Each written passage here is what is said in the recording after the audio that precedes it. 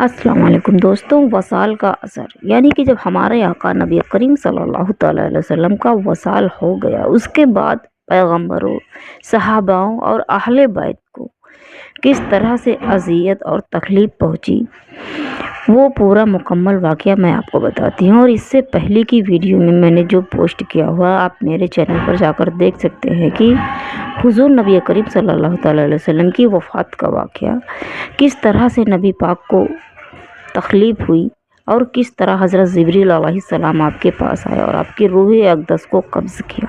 ये पूरा मुकम्मल वाक़या मैंने डाला हुआ, आप देख सकते हैं। और उसके बाद जब वसाल हो गया, उसका असर सहाबाओं के ऊपर, और ये मुकम्मल वाक़या मैं आपको बताऊंगी। और इससे पहले दोस्तों, अगर आपको मेरी वीडियो अच्छी लगे तो मेरे चैनल को सब्सक्राइब करें, मेरे वीडियो को लाइक, शेयर एंड कमेंट्स करिए।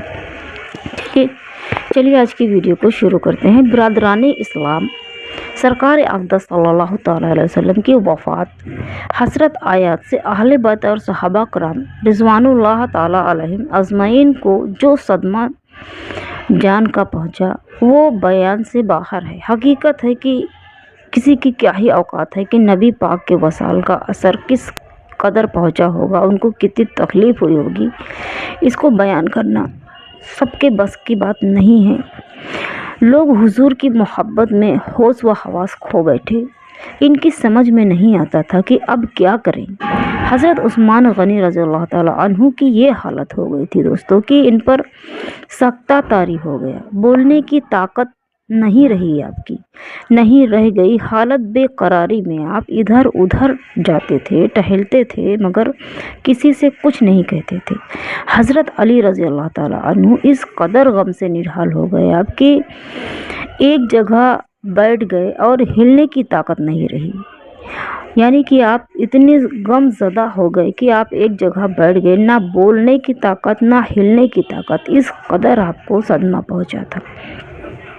और हज़रत उमर रज़ियल्लाहु ताला अन्हु का ये हाल हुआ कि वो नंगी तलवार लेकर मदीना शरीफ की बाज़ारों और गलियों में घूमते थे और फरमाते थे कि जो कहेगा कि हुजूर सल्लल्लाहु अलैहि वसल्लम की वफ़ात हो गई है, मैं इसी तलवार से उसकी गर्दन उड़ा दूंगा।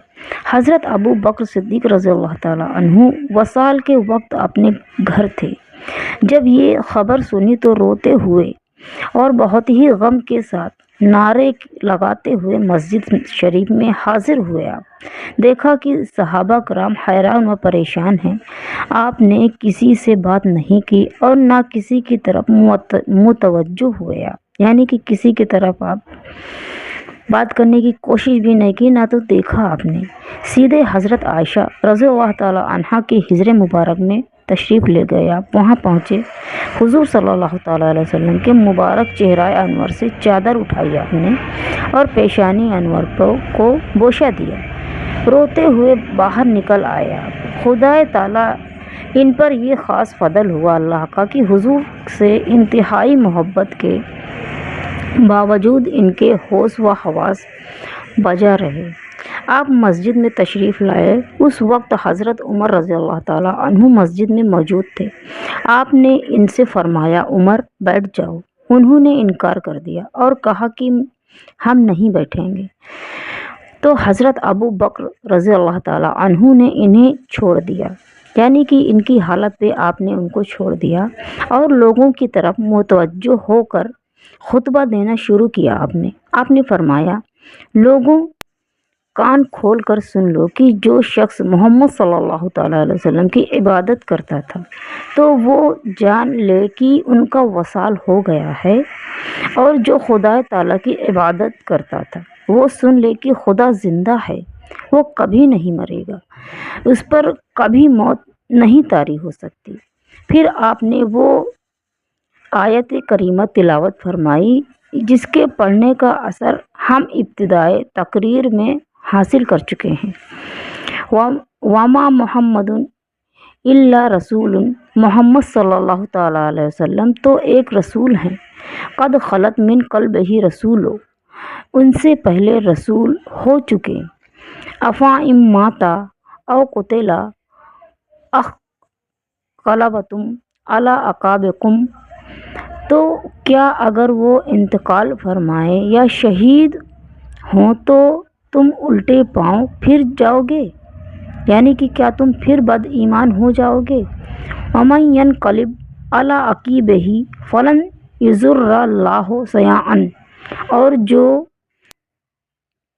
اور جو الٹے پاؤں پھرے گا تو اللہ کا کچھ نقصان نہیں کرے گا۔ حقیقت ہے کہ جو اپنا ایمان کھوئے گا اس سے اللہ رب العزت کا کوئی نقصان نہیں ہوگا بلکہ اس کا خود ہی ہوگا۔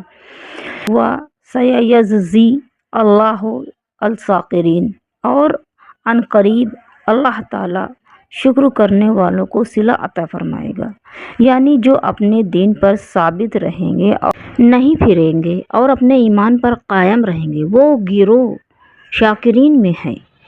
خدا تعالی ان کو اجر عظیم عطا فرمائے گا۔ بخاری شریف میں ہے کہ حضرت ابو بکر صدیق رضی اللہ تعالی عنہ کے اس آیت کریمہ کی تلاوت فرمانے سے لوگوں کو ایسا معلوم ہوا کہ گویا اس آیت کریمہ کو کوئی جانتا ہی نہیں تھا اور نہ سنا تھا۔ ان سے سن اب اسی آیت کریمہ کو ہر شخص پڑھنے لگا، اور معراج النبوتہ میں ہے۔ حضرت عمر رضی اللہ تعالیٰ عنہ فرماتے ہیں کہ جب حضرت ابو بکر رضی اللہ تعالیٰ عنہ سے میں نے یہ آیت کریمہ سنی تو مجھے ایسا محسوس ہوا کہ اس سے پہلے میں نے اس آیت کریمہ کو سنا ہی نہ تھا۔ سننے کے بعد مجھے معلوم ہو گیا کہ واقعی رسول صلی اللہ تعالیٰ علیہ وسلم کا وصال ہو گیا ہے۔ اس یقین کے بعد میرے بدن میں لرزہ پیدا ہوا اور میں زمین پر گر پڑا، اور حضرت ابن عمر رضی اللہ تعالیٰ عنہما کا بیان ہے کہ گویا ہماری نگاہوں پر پردہ پڑا ہوا تھا جس کو حضرت ابو بکر صدیق رضی اللہ تعالیٰ عنہ کے خطبہ نے اٹھا دیا ہے۔ ان سے سن کر اب اسی آیت کریمہ کو ہر شخص پڑھنے لگا جس سے لوگوں کو کچھ سکون حاصل ہو گیا۔